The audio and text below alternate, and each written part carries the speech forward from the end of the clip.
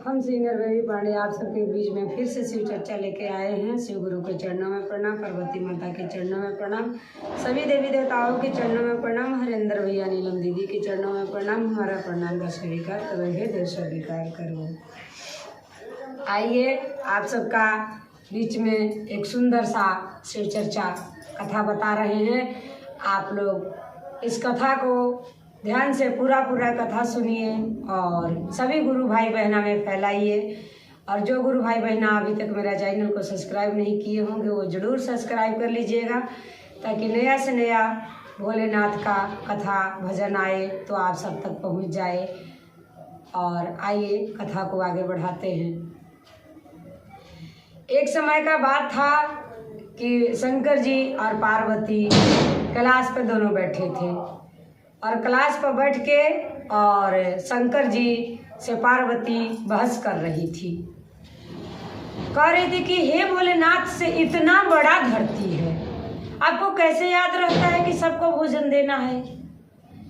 एक बात के भाई बहन याद रखना, सभी गुरु भाई बहना से कह रहे हैं कि कमाते हम हैं पर रोटी भोलेनाथ के कृपा से खाते हैं, क्योंकि जब तक उनकी मर्जी नहीं होता है तब तक हम रोटी नहीं खा पाते हैं। इसलिए सबका भोजन भोलेनाथ ही देते हैं।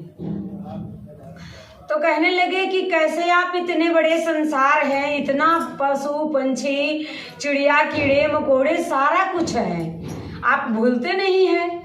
भोलेनाथ बोले कि नहीं, मैं कैसे भूल जाऊंगी, ये सारे मेरे भक्त हैं, ये सारे संसार मेरा है, मैं कैसे भूल जाऊंगी। हम एक एक लोग को गिनती रखते हैं और हम सारे को भोजन देते हैं। तो पार्वती कहने लगी कि ऐसी बात है। बोले कि हाँ, तो आप सच नहीं किसी को भूलते हैं। तो ना, मैं किसी को नहीं भूलते हैं। बोले कि कोई बात नहीं, समय आएगा तो हम आपको परीक्षा जरूर लेंगे। भोलेनाथ बोले पार्वती जब मर्जी हो, आप जब मर्जी परीक्षा ले सकती हो, हम अपने भक्तों लोगों को कभी भोजन भूलते नहीं हैं, हम सब भक्त लोगों को भोजन देती हैं। बोले कि अच्छा कोई बात नहीं, समय आएगा तो हम जरूर परीक्षा ले लेंगे, तब हम आपसे पूछेंगे। बोले कि कोई बात नहीं, आपको जब इच्छा होगा कर लेना। पार्वती मन में विचार करने लगी कि आखिरकार ये भोलेनाथ का परीक्षा लिया कैसे जाएंगे। और ऐसे सोच के वो लक्ष्मी बहन के पास चली गई। और ऐसे भी लक्ष्मी बहन और पार्वती बहन में ज़्यादा बनता है, वो दोनों बहनें राय सलाह कुछ ज़्यादा ही करती हैं। साथ में जाके लक्ष्मी बहन के पास बैठ गई और कही कि बहन मुझे एक समस्या का हल चाहिए। लक्ष्मी बोली बोलो तो सही, तभी बताऊंगी। भोलेनाथ ने कुछ कहे? बोले कि आज भोलेनाथ कुछ नहीं कहे, आज हम भोलेनाथ ने कुछ कहे हैं। बोले बताओ क्या कही? बोले कि आज मैं भोलेनाथ के ये कहे हैं कि इतना बड़ा संसार है, इंसान है, जानवर है, पशु है, पंछी है, कीड़े है, मकोड़े है, ये सबका भोजन आप कैसे दे लेते हैं और भूलते नहीं हैं। तो भोलेनाथ कहे कि नहीं, मैं कभी नहीं किसी को भूलते हैं। बोले कि कोई बात नहीं, हम दोनों मिलके उनकी परीक्षा ले लेंगे कि भोलेनाथ कैसे नहीं भूलते हैं। बोले कि तो फिर क्या किया जाएगा? तो लक्ष्मी ने कही कि किसी कीड़े को, छोटा चीज का, छोटा जानवर को हम छुपा लेंगे, भोलेनाथ की नजरों से वंचित कर देंगे और फिर देखते हैं कि भोलेनाथ उसको भोजन देते हैं कि नहीं देते हैं, फिर भोलेनाथ से पूछा जाएगा। तो पार्वती सोची कि हाँ लक्ष्मी बहनी, तो तुमने अच्छा सुझाव दिया।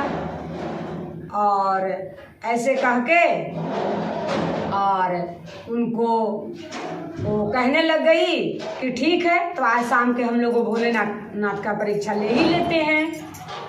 तो काकी कि एक इतना बड़ा हरा कीड़े फितंगी उसको कहते हैं, किसी किसी जगह तो अपने बिहार में उसको बच्चे राम जी का घोड़ा कह के खेलते हैं।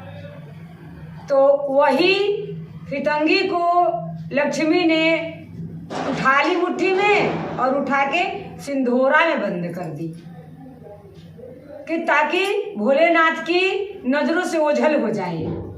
ऐसे सोच के और सिंधोरे में बंद कर दी।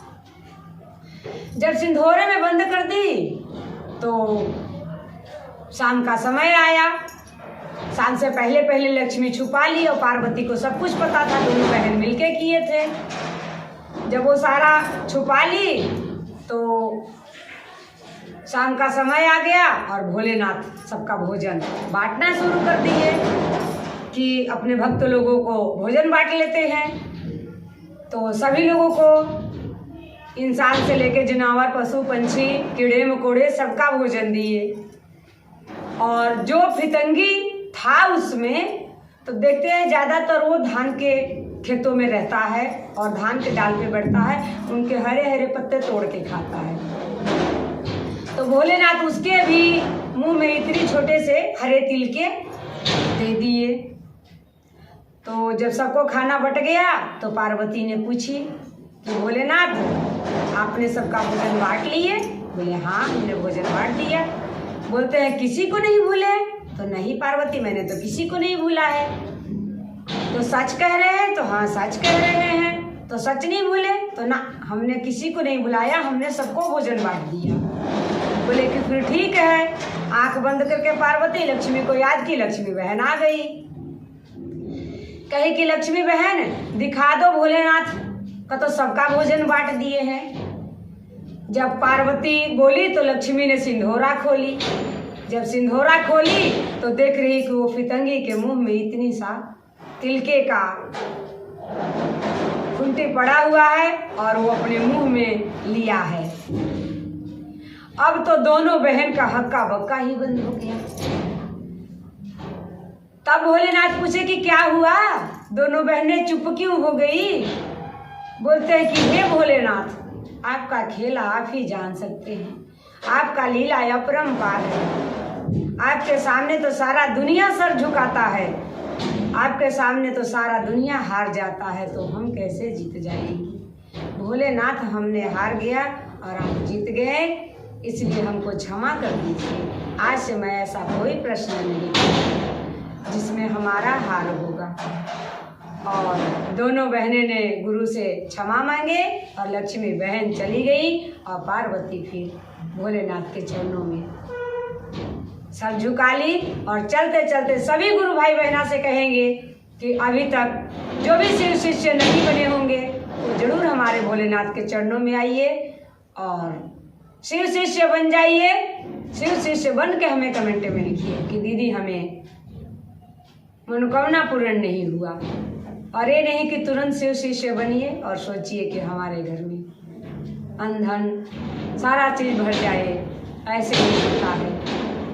हम कोई भी चीज़ लगाते हैं तो उसको फलने का, फूलने का इंतज़ार करते हैं। उसी तरीका ये भी हमारा शिव का दरबार है। यहाँ हम जब सब कुछ करेंगे तो हम एक बार इंतज़ार करेंगे। और चलते चलते सभी गुरु भाई बहना के नमस्कार प्रणाम। हर हर महादेव।